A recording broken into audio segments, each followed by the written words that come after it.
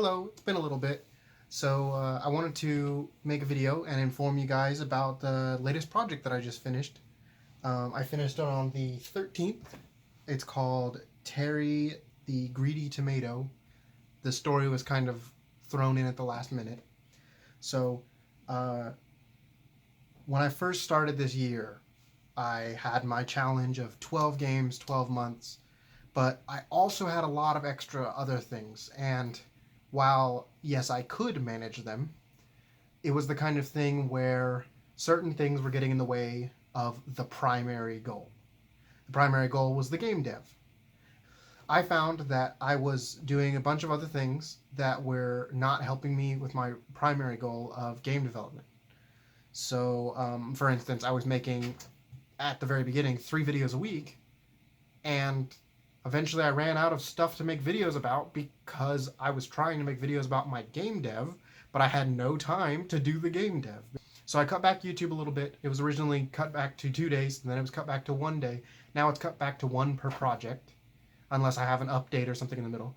I'm going to post my Instagram. I'm going to start putting a picture every 2 or 3 days, maybe a week, showing the progress of the current project so you guys can see what's going on with that.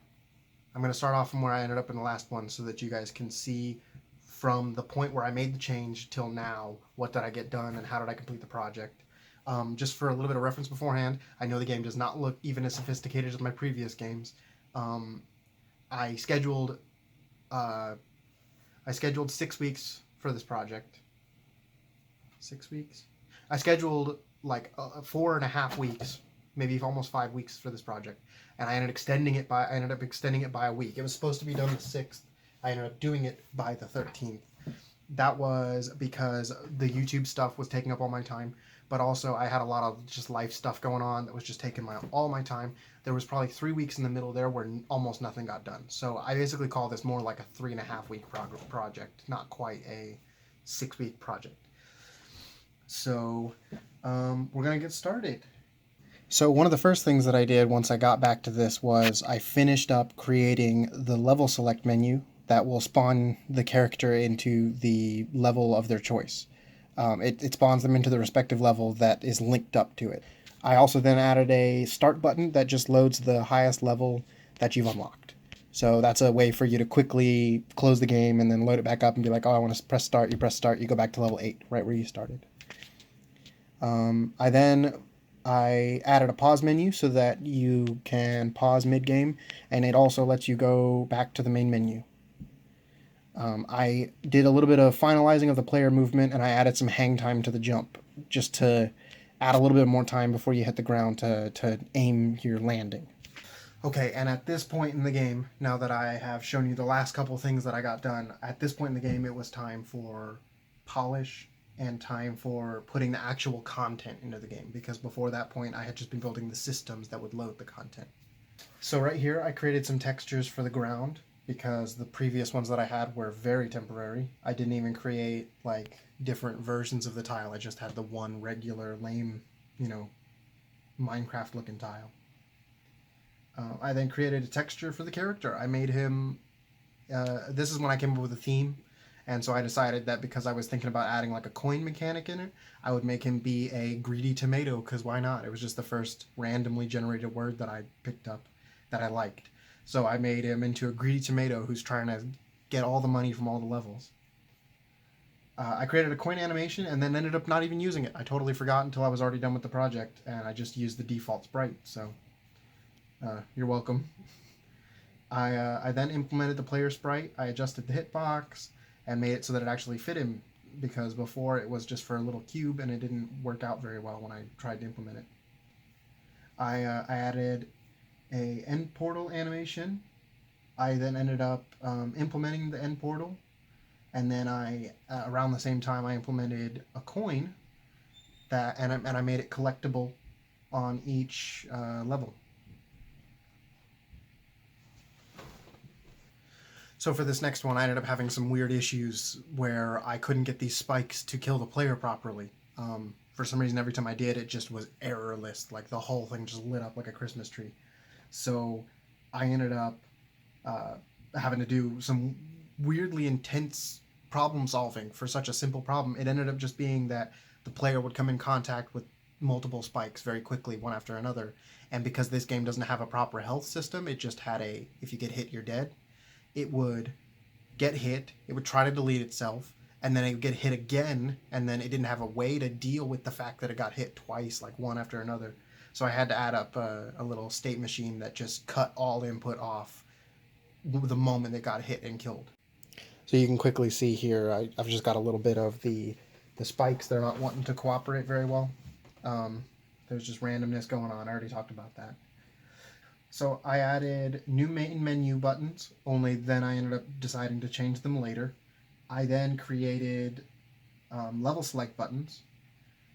I also created a little lock icon and a little coin. I then added particles for when you pick up the coin, and then I also added them for when you die as the player. I also created an end level particle effect, just a little explosion. It's supposed to just have some pizzazz for when you beat the level. I added a background for the main menu and also the main levels of the game. It was just something simple to make it not look so plain. It was plain before with the just light blue background. I added some story slides that were supposed to just kind of give the player some basis for why they're playing to start off with. Okay, so now at this point in the project, I had about 48 hours left, and I still had to work, so that's like 16, more like 18 of those hours gone. So I was in a huge crunch, and the game was nowhere near finished. I had quite a bit of little tiny polishes to do, and on top of that, I had to create all the levels still. My original plan for this was to have anywhere from 20 to 50 levels. I think I gave enough space for like almost 50 levels if you do it right. So I had a lot to get done, and I did not have pretty much any testing because my friend wasn't available, and I wasn't about to wait and just delay the project a couple days just so they could get tested. Especially since it's just such a little project. He actually tested them after the fact, and they were okay. I tested a couple and found some, more major bugs. It was as balanced as it could be for being made in like a day. So I created the last 7 levels, and I also polished up the first 3 to make them not so just like bland and lame. So as you can see, here's what it looks like when you just have 3 of the levels. And now here you can see it with all 10. So then a couple little things that I didn't get any footage of during the process. Here is the new main menu buttons. Here's something that I didn't have recording of when I made it. When I click level select, it'll slide over to the main level select. And then when you click back, it takes you back to the main menu. It's something really simple and little, but it helps out a lot with making the game feel more polished and more like it's not such a dinky little game. Here's the final itch.io page. I didn't have any footage of this either, I don't believe, but it didn't really change much after I finished it. Something else that I'm really proud of with this is that I made an animation where it slides this like door shut and then shows the player's face and then slides back out. And that was that was a much better way for me than to do that than just fading in and out. The fade in and out has its place, but I think it kind of looks a little cheap, probably because it's so easy to make.